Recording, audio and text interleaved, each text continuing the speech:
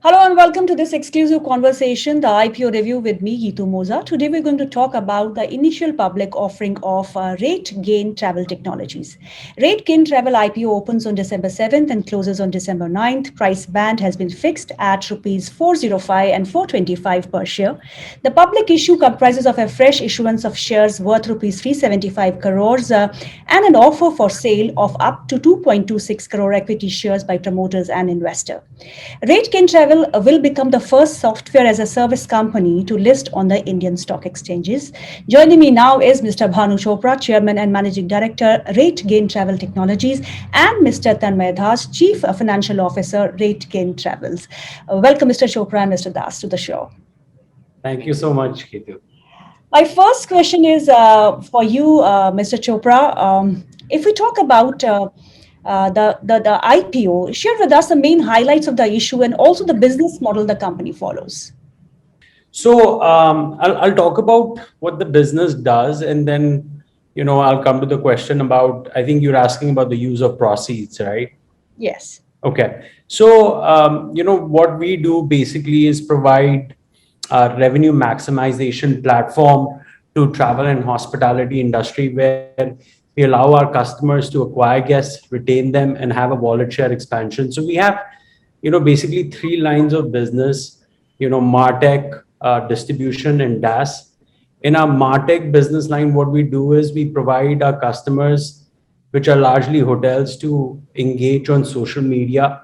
And we provide a holistic digital marketing platform that allows them to really do three things. One, we generate, customer acquisition through digital platform, through engaging on social channels like Twitter, Instagram, and Facebook.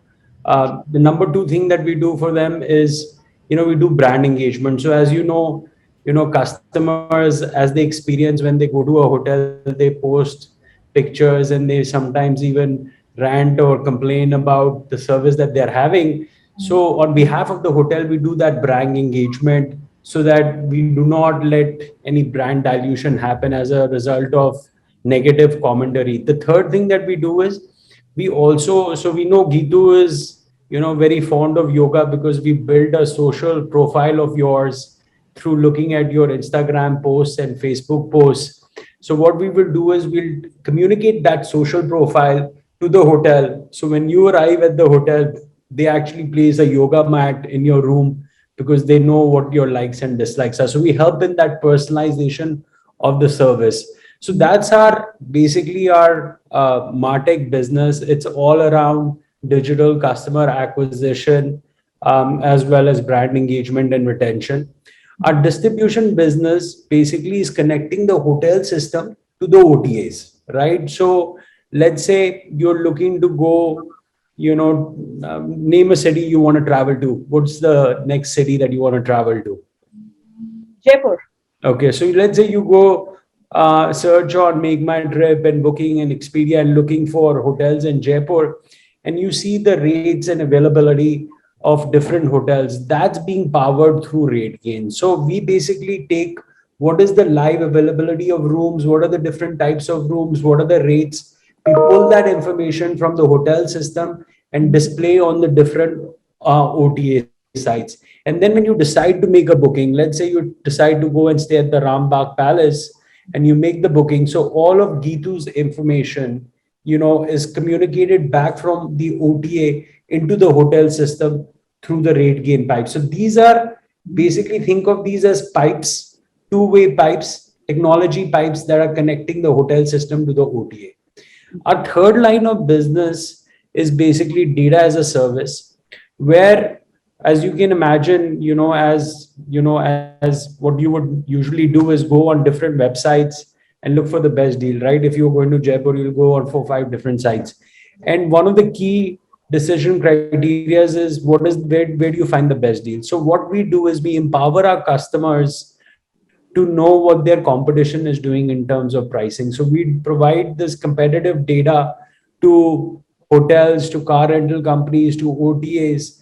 And amongst all this portfolio of products that I talked about, I'm very glad to share with you, we're a global company. We have the top 23 out of the top 30 largest chains in the world today. We have all the top 25 out of the top 30 online travel agents. We have all the leading car rental companies that you can think of, all the large cruise liners. So every major travel company that you engage with when you go out and travel, in the background, RateGain is powering them. So if you book travel online, you've experienced RateGain. Now, your question about, what are the use of proceeds? So, we're really focused on continuing to drive new product development in the company, and we focus a lot on innovation. So we've built, multiple in this COVID year also, we built multiple products. So if you go back in history in the company, up until 2017, 18, we were 2, 3 products company. And now we are almost, have 10 products and all targeted to the same segment, which is travel and hospitality. So we want to continue to fuel this innovation. I'm very excited to share with you, in this COVID year, our innovation engine has been unprecedented. We've launched multiple products. So we want to use the proceeds to continue to fuel innovation, because I believe the future belongs to companies that are going to innovate. We're going to invest in our cloud infrastructure, our data center, and then we'll also, also look at inorganic growth by looking at companies that provide additional capability and products to us that we can sell to our large marquee customer base. So we have acquired 3 companies. We acquired 2 companies in the past. We just recently, 3 months ago, acquired a company in Germany, and we want to continue to use the proceeds, to fuel our M&A activity as well. And then lastly, some of the money is also going to be used to repay some debt and deferred payments that we have related to these acquisitions. Yeah, just to add, I think your question was about the total issue. The total issue size is around 1,335 crore. Out of that, 375 crore is the fresh issue and the breakup that Bhanu explained. Rest of them are like secondary sale by our current investors. So TA Associates invested in the company 7 years back. So they are diluting around 75% of their holding. Bhanu and family, they still will be the majority shareholder, is not diluting much. So even post issue, he will still be the majority holder. Tanmay, my question is for you. What has been the rate at which you have been acquiring and adding new clients? And what is the vertical that will be the growth driver for the company going forward? So if you see our client list trend that has been disclosed in the DRHP, we had 1190 clients in 2019. 2020, it increased to 1274. 2021 was a pandemic year, and it was remarkable that we did not reduce our clients, rather we increased our clients around 1337, though revenue declined because of COVID, but none of the we did not see a lot of churn in the accounts, and none of our major customers churned because of COVID. And that client count in today, in August 31 numbers that has been published, has increased to 1462. Okay. So that's a, even the COVID year, we could achieve that. That is a remarkable achievement. What is the vertical that is working for you, Tanmay? So we are very bullish about our MarTech vertical. Currently, we have only around 350 plus properties who use that MarTech vertical.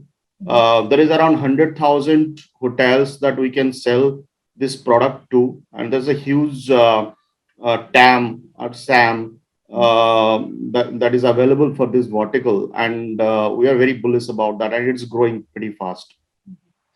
Bhanu, pent-up demand in the travel sector is for sure going to help companies like yours. How ready are you to encash this opportunity? Yeah, so Gitu, as I mentioned, somebody that I really admire, John Chambers, ex-founder and chairman of Cisco, he talked about how you can turn a crisis and calamity into an opportunity. So, we really believed in that and really doubled down on innovation when we were hit with this calamity. So, like I said, I mean, it's contrary to what others did in terms of cost consolidation. We actually went down and doubled down on investments and really focused on innovation. So as I was mentioning earlier, we've launched 3 new products, within this COVID year. And if you allow me, I'll take 30 seconds to explain what these products are to give you a sense on how we can capture as we, recover from this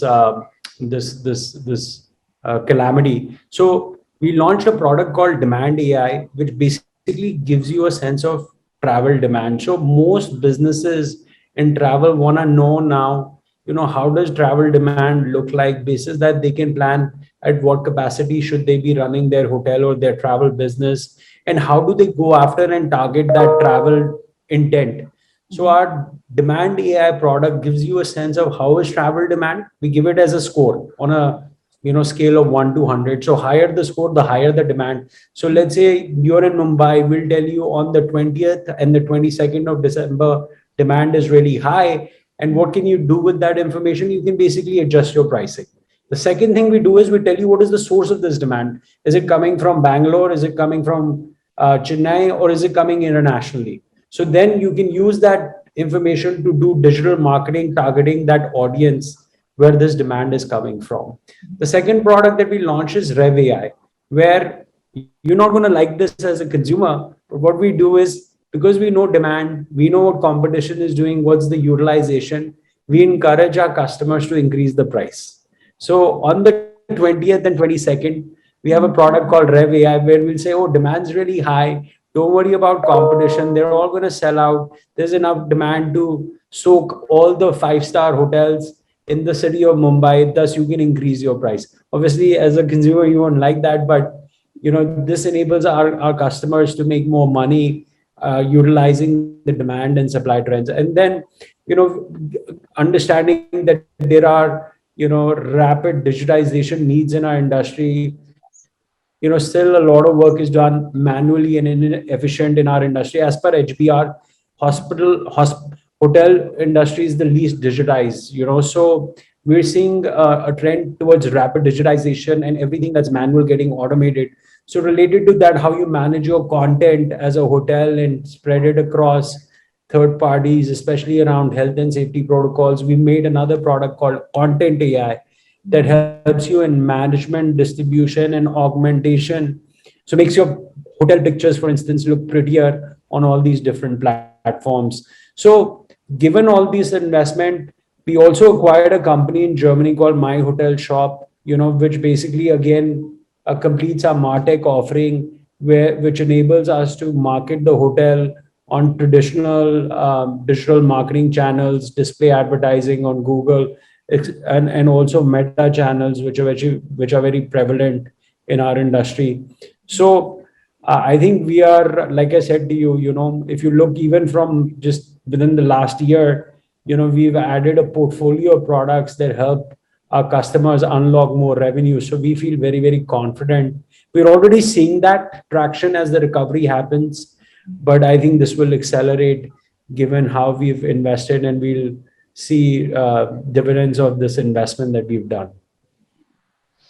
Tanmay, my next question is for you. The company's revenue fell to 250.7 crores in FY21 and from 398.7 crores. It is because of the COVID. Everybody knows about that. Profitability also came down and you went into losses. How soon do you expect the company to turn profitable again if everything goes well? Well, I just want to state that we are operating level profitable. It's only at the PAT level which shows it's a loss, but at a EBITDA and operating profit level, we always have been profitable. Okay. We never had a year or a quarter in loss. We have been generating cash every year. So from an EBITDA perspective, even in a COVID year, though our revenue declined by 35-36%, we earned around 10% EBITDA. So and which actually improved from 2020. So we, just to reiterate, we are profitable operating level. It's only we acquired a couple of companies in the US in 2019 and 20, where we had to create some intangible assets because of the goodwills and all, which gets amortized. It's more of an accounting entry. It's not a cash, expense to the P&L, and that's why the PAT looks at a loss. But it gives us a benefit in terms of tax planning in US.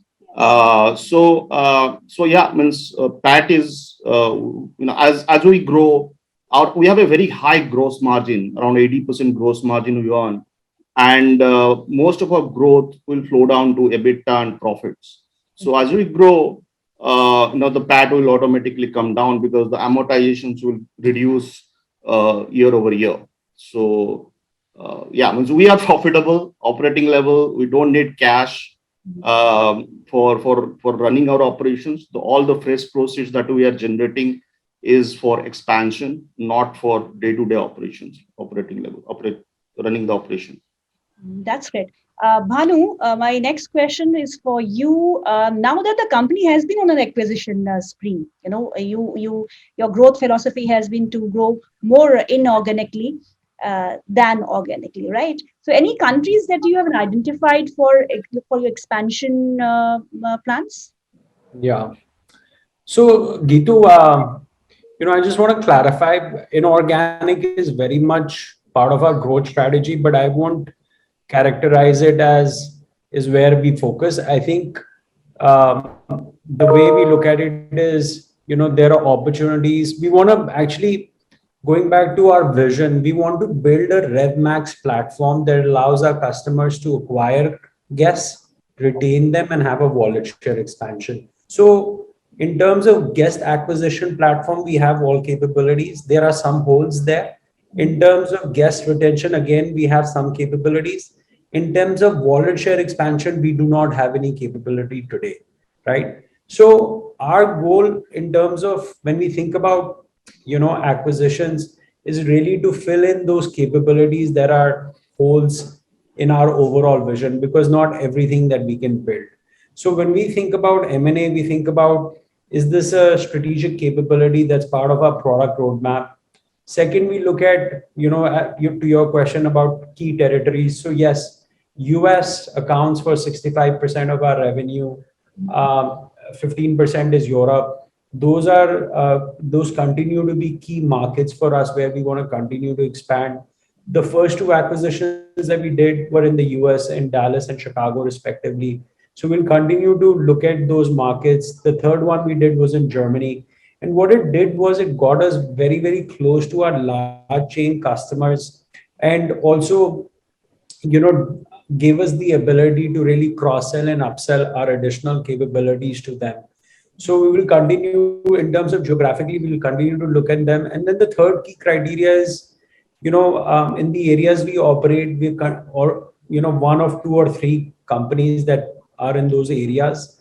So we want to continue to acquire the dominant market share. So opportunistically, we look at some competition as well, if it makes sense. Thank you, Bhanu. Thank you, Tanmay, for your time. It was a pleasure speaking with you, and wish you all the best for your forthcoming IPO. Thank you, Gitu. Thanks so much, Gitu. Investments in securities market are subject to market risks. Read all related documents carefully before investing.